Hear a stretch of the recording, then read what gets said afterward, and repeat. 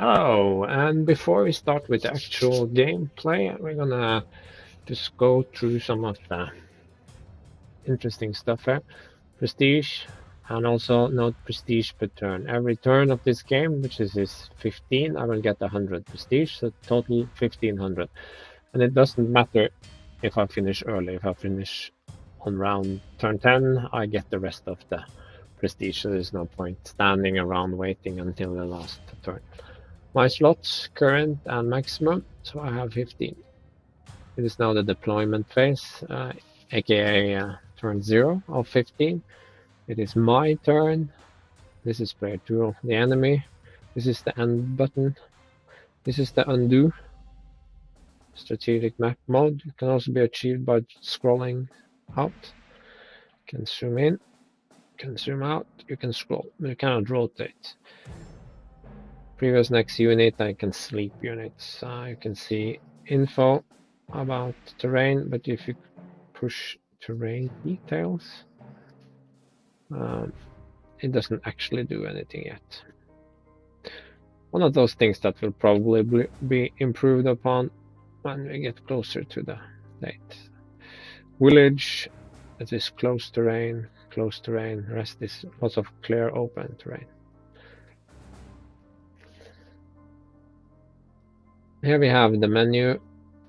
You can also go there by pressing escape, or you can go to options and you can configure these hotkeys.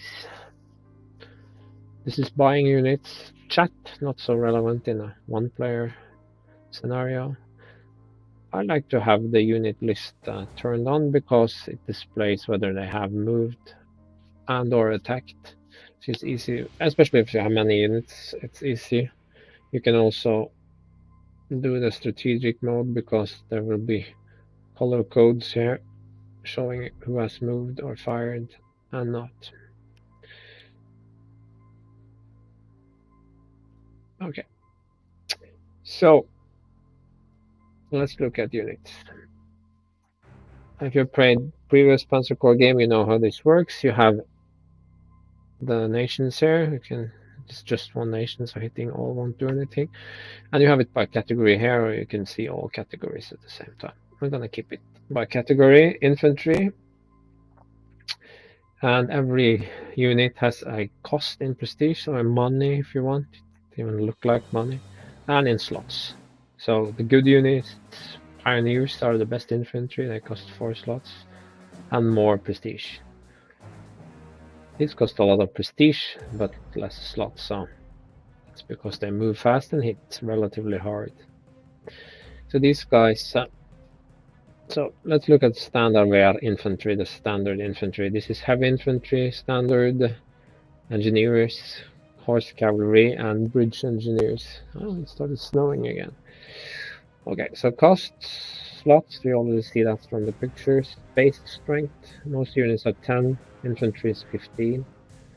Fuel, this is leg infantry, has no fuel. This Opal has 24 fuel, meaning it can only move so far until it has to be fuel. Ammo capacity, how many shots can it fire before it's resupplied? Currently supplies happen at the start of every round, and you get whatever you are missing back, unless you have other conditions like the limited supply trait that I picked. Then I only get 2 ammo back and 4 fuel, but you can see it will take a while for the Opal to run out of fuel. Soft attacks, that's versus targets with the target type soft. The other target type is hard. So if I attack a tank, I use this. So 7, 11. They are not too bad attacking. They attack tanks, okay. They can't attack planes, can't defend against them either. Naval attack, negligible. 3 speed, movement type is feet, so they can cross even very difficult terrain.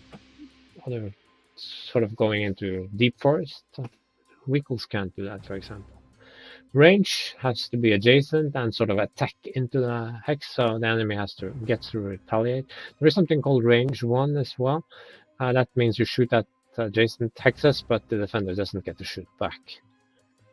Initiative important in determining who shoots first. Shooting first is nice because it kills and suppresses enemies before they have a chance to return fire. It's sort of a percentage. If there's a huge initiative gap, all your guys shoot first, then he goes whatever is left. But if it's close to like 1 point, then you shoot more or less at the same time. This is defense against the ground, and this is defense against bombing. This is defense in close terrain, mountains, swamps, hills, forests, and last but not least, villages, towns, and cities. And tanks with their high ground defense still have like 0 or very low close defense, so they can be hammered by infantry. Look at this guy, for example. 9 hard attack versus a tank with 0 close defense. Of course, it completely crushes the tank if it stands around in urban areas. Okay. Yeah. Spotting. Did I miss a spotting somewhere? There's 2 spotting. It can look 2x's away. Recon planes and recon cars have 4 spottings. Are excellent at looking around. I think that's it. Overstrength is no longer tied to the number of experience stars you have, like in previous games, if you're familiar with those. Experience can go from 0, you start with 0 to 5 maximum, and the more experience you have, the more often you hit. At 5 stars, you are like base accuracy 90 instead of 50, and enemies are like base accuracy 35 instead of 50 against you, so it helps both ways. But you can overstrength from the start here. All you have to do is pay the prestige cost, which is very moderately scaled if you ask me, and the slot cost not so moderately scaled. So to have a max power unit, you get 5 more hits, 5 more hearts, but you pay double the core slots. So not so interesting, but giving this infantry maybe 17 as in paying 1 extra shot, that could be worth it, absolutely. Trucks very nice for moving around. It has only speed 3, this has 8, but wheeled movement.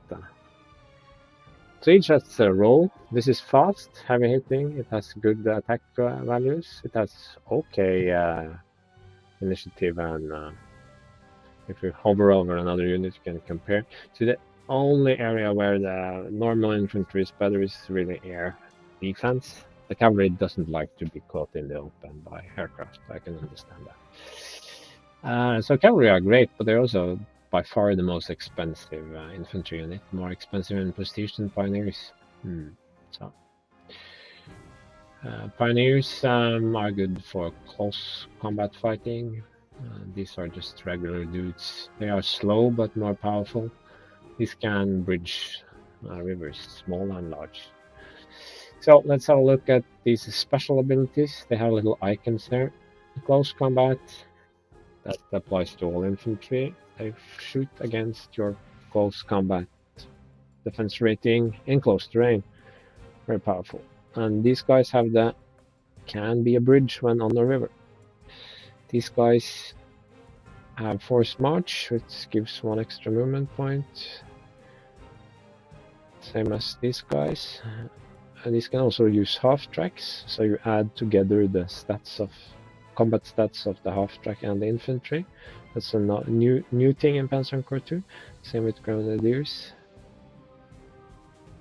That's strange. They confirmed earlier that grenadiers get the same kind of bonus on half tracks as other normal infantry. Otherwise, would you just be very strange. But it seems they have forgot. This one has half track. No, this is entrenchment support. Okay. Basically, these guys just hit really hard. Pioneers This one is important. They let you ignore entrenchment, and they let adjacent units ignore entrenchment. So that's a huge enabler. And also they have a close defense that is through the roof.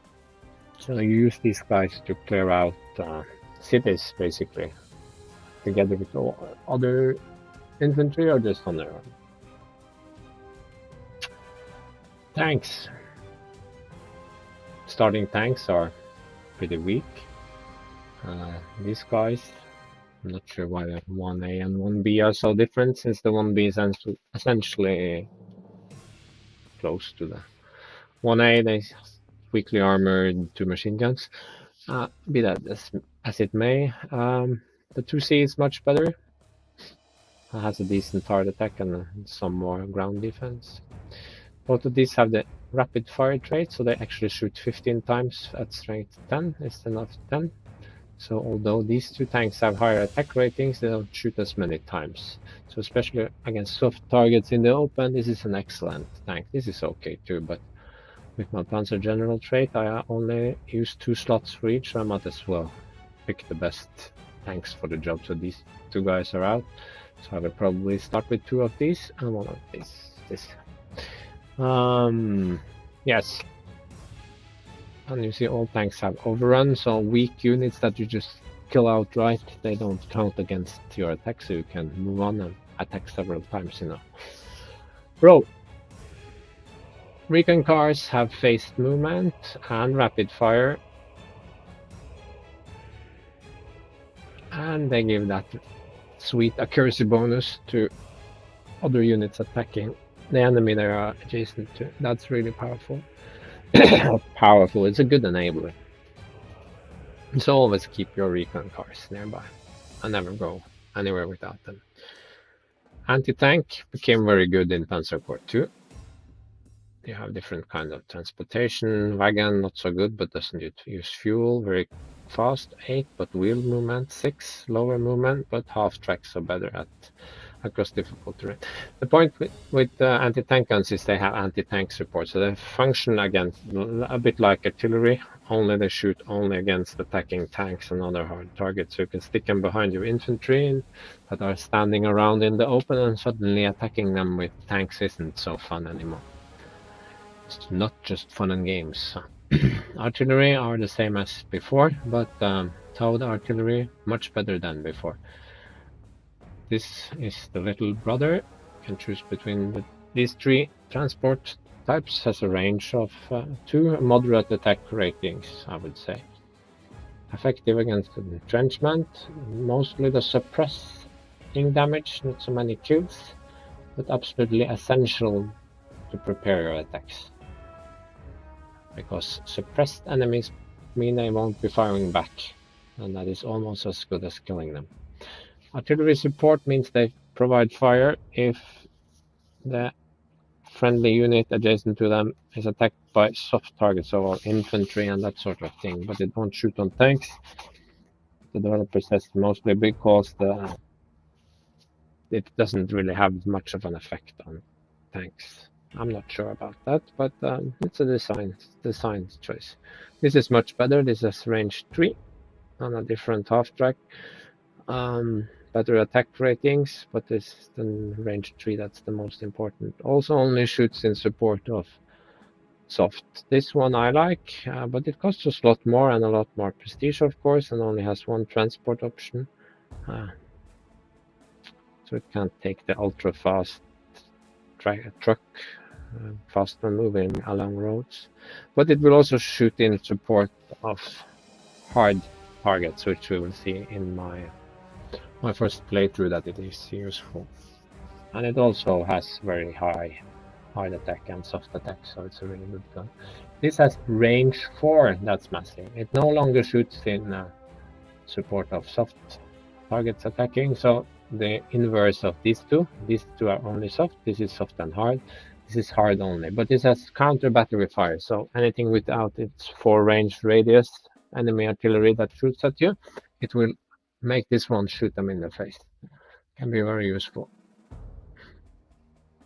So when I have the slots for it, I usually have like 1 of these and maybe 3 of these, or 1 of these two 15s and one 10.5. It depends. The 10.5 is good for following your infantry into urban areas and other close terrain where they won't be attacked by tanks anyway.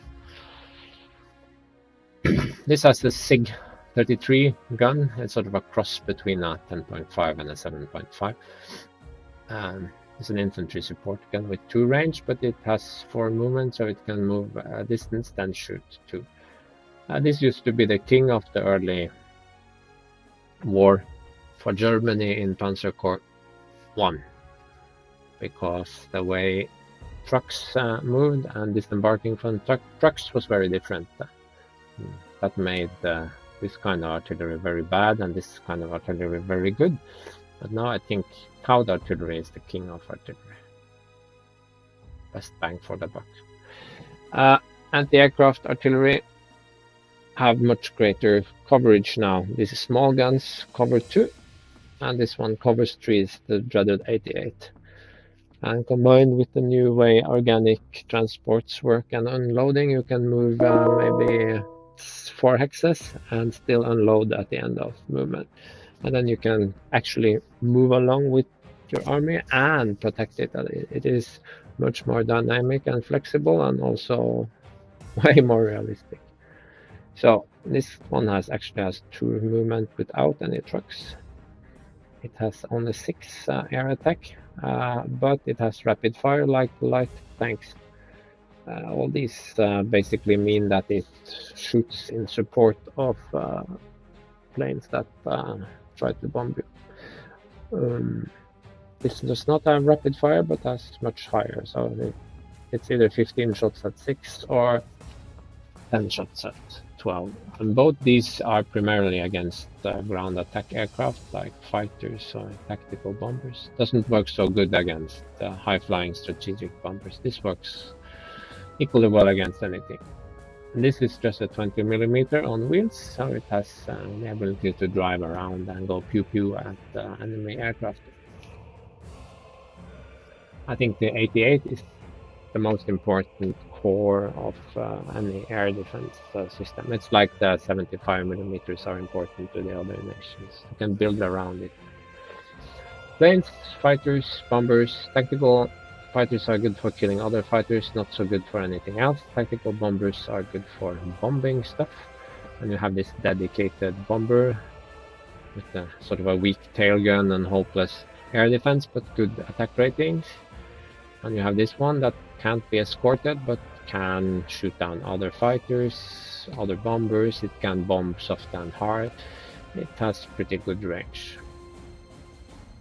So, and you have this spotter. It can move and it can spot. It is a good spot, and it can provide accuracy bonus like the recon. Strategic bombers I don't use much except to bomb ships. So this one is completely helpless, but you see it only uses 1 slot, so you could have a lot if you want that. Sort of draw enemy fire spot for you or something like that. No, it's just only 1 spotting. This is much better, so if you need to bomb boats, ships, you would probably buy a few. That's about the only thing I use strategic bombers for. They do mostly suppression damage, like normal artillery, so they are basically flying artillery. Okay, that was quickly all the unit categories and what you can do to them. Yes, the basket function, very handy. See, you have 1200 and you have 15 slots, then you could shop around in your basket and see what you can afford before making the final purchase, and you can plus minus or remove or whatever. So it's a nice feature. Okay, then on to the battle.